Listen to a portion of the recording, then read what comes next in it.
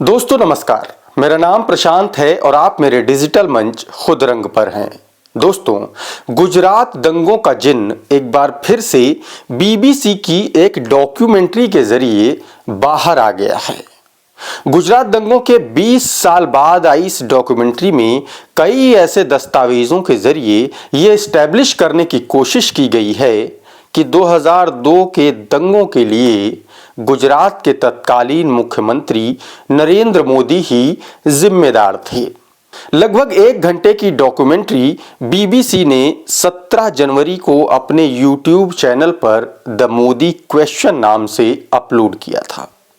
Documentary के पहले episode के डिस्क्रिप्शन बॉक्स में लिखा था कि ये डॉक्यूमेंट्री भारत के प्रधानमंत्री नरेंद्र मोदी और मुस्लिम अल्पसंख्यकों के बीच तनाव पर नजर डालती है।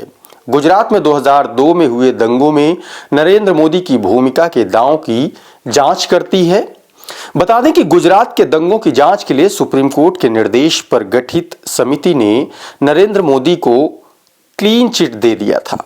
हालांकि बीबीसी की ये डॉक्यूमेंट्री उसके यूट्यूब चैनल के माध्यम से वायरल होती या लोगों द्वारा देखी जाती, उससे पहले ही सरकार ने इसे वहां से हटवा दिया, डिलीट करवा दिया और कहा कि ये डॉक्यूमेंट्री निष्पक्ष नहीं है और किसी खास प्रायोजित एजेंडे के तहत बनाई गई है।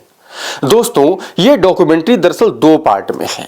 इसका एक पार्ट बीबीसी ने रिलीज कर दिया था, जो सरकार ने YouTube से हटा लिया, और इसका दूसरा पार्ट भी जल्दी ही बीबीसी रिलीज करने वाला है। हालांकि गुजरात दंगों में मोदी को सुप्रीम कोर्ट क्लीन चिट दे चुका है। अब सवाल यह उठता है कि सरकार ने यह डॉक्यूमेंट्री डिलीट क्यों करवाई। बीबीसी द्वारा मोदी और गुजरात दंगों पर बनाई गई ये डॉक्यूमेंट्री ऐसे वक्त रिलीज की गई है जब भारत में 2024 के लोकसभा चुनाव को 1 साल बचा हुआ है। तो सवाल यह भी है कि क्या ये किसी राजनीतिक षड्यंत्र का हिस्सा है। ऐसे तमाम सवाल हैं, आज उन सभी सवालों पर बात करेंगे, लेकिन उससे पहले आइए ये समझ लेते हैं कि बीबीसी की उस डॉक्यूमेंट्री में ऐसा क्या था, ऐसा क्या दावा किया गया कि सरकार इतनी असहज हो गई कि उसे यूट्यूब से वो डॉक्यूमेंट्री हटवा देनी पड़ी। दोस्तों, इस डॉक्यूमेंट्री में यह बताने की कोशिश की गई है कि प्रधानमंत्री मोदी और मुसलमानों के बीच उनका तनाव किस तरह से गुजरात दंगों के वक्त था। इसमें जिक्र इस बात का भी है कि जिन गुजरात दंगों में 1000 से ज्यादा लोग मारे गए, वो गोधरा के कार सेवकों की हत्या की प्रतिक्रिया थी। लेकिन संसद में साल 2020 में यह कहा गया कि 790 मुस्लिम और 254 हिंदू इस दंगे में मारे गए, जबकि 223 से ज्यादा लोग गायब हो गए जिनका पता नहीं चला, और 2500 से लोग इस दंगे में इंजर्ड हुए थे। यह बात साल 2005 में संसद में कही गई थी। दोस्तों, इस डॉक्यूमेंट्री में ब्रिटेन सरकार की एक रिपोर्ट का जिक्र भी किया गया है, जो इस बवाल का सबसे बड़ा कारण है। बीबीसी ने जो डॉक्यूमेंट्री बनाई है, उस डॉक्यूमेंट्री में ब्रिटेन सरकार की गुजरात दंगों को लेकर के जो रिपोर्ट आई, जो जांच रिपोर्ट आई, उसका जिक्र किया गया है। इस रिपोर्ट में गुजरात दंगों के लिए एक जांच कमेटी ब्रिटेन सरकार ने बनाई थी, जिस रिपोर्ट में यह बताया गया है कि गुजरात दंगों के लिए नरेंद्र मोदी सीधे तौर पर जिम्मेदार थे। नरेंद्र मोदी सीधे तौर पर जिम्मेदार थे, यह कोट अनकोट है। यह रिपोर्ट दरअसल गुजरात के घटनाक्रम से चिंतित यूके सरकार द्वारा गठित एक जांच का परिणाम है। बीबीसी की इस डॉक्यूमेंट्री में ब्रिटेन के पूर्व विदेश सचिव जैक स्ट्रॉ ने ऑन कैमरा कहा कि मैं इसके बारे में बहुत चिंतित था। मैंने काफी व्यक्तिगत रुचि ली थी इस मामले में, क्योंकि भारत एक महत्वपूर्ण देश है जिसके साथ हमारे अच्छे संबंध हैं, और इसलिए हमें इसे बहुत सावधानी से संभालना पड़ा। उन्होंने आगे कहा कि हमने एक जांच गठित की और एक टीम को गुजरात जाकर खुद पता लगाना था कि क्या हुआ था, और उन्होंने इस पर बहुत गहन रिपोर्ट तैयार की। बीबीसी की यह डॉक्यूमेंट्री बताती है कि यूके सरकार की जांच रिपोर्ट में यह बताया गया है कि गुजरात में हिंसा का दायरा जितना रिपोर्ट किया गया था उसकी तुलना में कहीं ज्यादा था, और मुस्लिम महिलाओं को बड़े पैमाने पर योजनाबद्ध तरीके से बलात्कार किया गया, क्योंकि हिंसा राजनीतिक रूप से प्रेरित थी। दोस्तों, ये सारे सेंटेंसेस कोट एंड कोट में आप समझिए। ये बात यूके सरकार की जांच रिपोर्ट कहती है। इस रिपोर्ट में आगे कहा गया कि गुजरात दंगों का उद्देश्य मुसलमानों का हिंदू क्षेत्रों से सफाया करना था। डॉक्यूमेंट्री में आरोप लगाया गया है कि निस्संदेह यह मोदी की तरफ से किया गया है, उनकी तरफ से हुआ है। रिपोर्ट में राष्ट्रीय स्वयंसेवक संघ से जुड़े विश्व हिंदू परिषद यानी कि वीएचपी का भी जिक्र किया गया है।